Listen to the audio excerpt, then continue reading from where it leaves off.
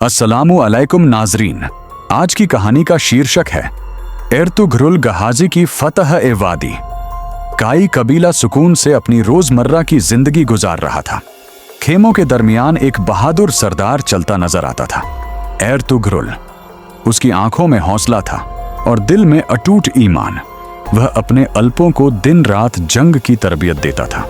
अचानक एक जासूस घोड़े पर तेजी से आया, खतरे की खबर लेकर। उफुक से गर्द उठी, हजारों दुश्मन वादी की तरफ बढ़ रहे थे।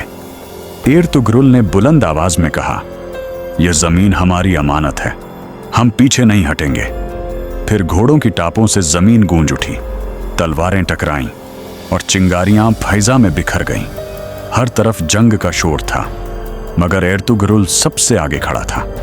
वह जख्मी हुआ, लेकिन उसके कदम कभी पीछे नहीं हटे।